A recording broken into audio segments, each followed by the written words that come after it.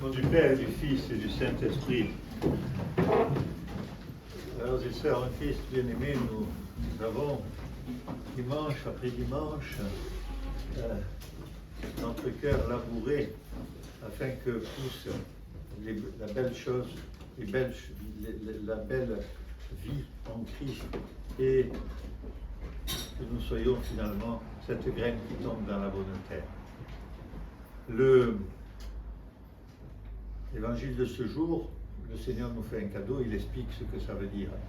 Il n'est peut-être pas nécessaire que je revienne sur ce qui vient d'être dit dans l'évangile. C'est effectivement un très bel évangile qui nous montre que selon qui nous sommes finalement, selon la terre que nous sommes, la foi va grandir en nous et va nous transformer en un autre que celui que nous sommes dans notre faiblesse humaine, c'est-à-dire quelqu'un guidé par ses passions, par son ego.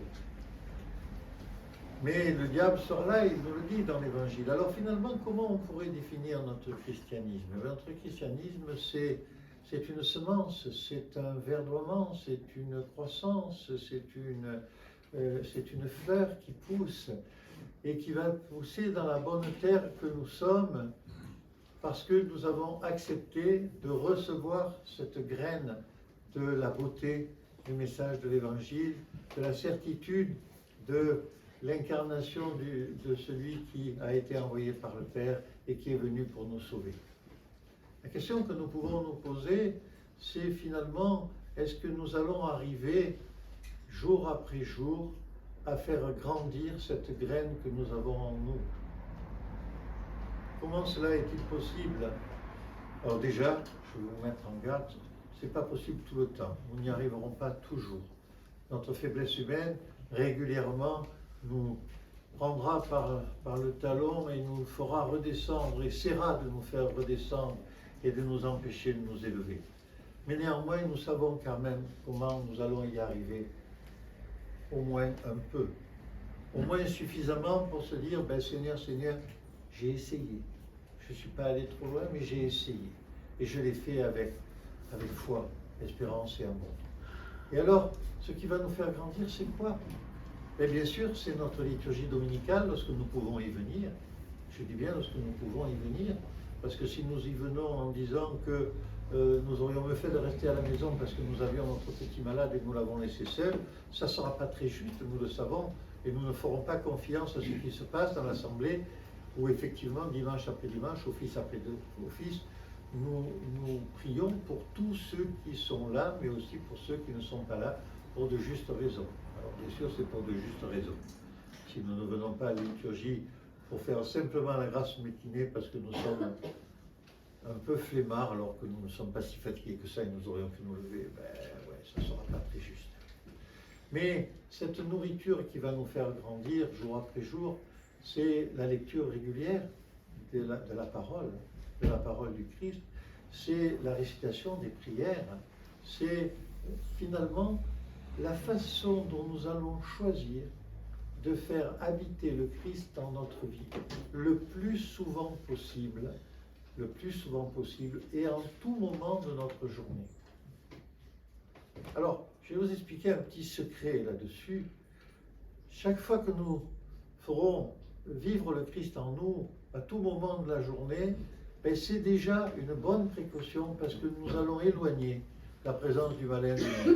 C'est vrai que si nous pensons à un verset de l'Évangile en se disant c'était un beau verset de l'Évangile, nous serons probablement un peu moins provoqués par l'image que nous verrons dans notre société devenue une société un peu folle, c'est vrai, et plus trop habitée par le Seigneur, semble-t-il, enfin sauf pour quelques-uns, mais là nous sommes là, puis il y en a sans doute quelques-uns ailleurs, mais enfin j'espère, mais voilà. Et alors, la prière, la connaissance de l'Évangile, la lecture de l'Évangile du jour, ou d'un bout de l'Évangile du jour, l'arrêt que l'on va faire sur une phrase qui nous aura attrapés, comme on dit, et sur laquelle nous allons méditer un peu, et puis la participation effectivement aux offices, c'est tout ça qui va nous créer des moments de paix intérieure véritable, et ça ne sera pas du temps perdu. Le temps perdu, c'est de passer demi-heure au boulot pour aller, 2 millions en voiture, pardonnez-moi, pour aller au boulot, pour aller au travail, en se disant simplement qu'on a oublié telle consigne qu'on devait donner à son épouse ou à son mari, que les enfants nous ont énervés, que sais-je, et puis que je vais rencontrer au travail celui qui m'énerve quand même supérieurement, et que si je pouvais économiser ça, ça irait mieux pour moi. Non, si pendant cette demi-heure de voiture, et ça peut être le transport dans un bus, ça peut être le transport, la marche à pied simplement, si nous pensons au Seigneur, nous allons nous mettre dans une condition, dans une préparation intérieure qui va rendre notre journée, et puis journée après journée, notre vie différente. Voilà, frères et sœurs, le message de cet évangile d'aujourd'hui, avec, je dirais, le mode d'emploi qui nous est fourni, pour employer un terme bien peu théologique, pardonnez-moi, c'est ça qui nous est enseigné. Soyons la bonne terre.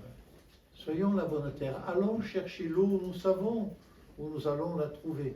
L'eau qui va faire grandir en nous notre foi, cette eau qui est celle de l'Esprit Saint et de la connaissance des Écritures.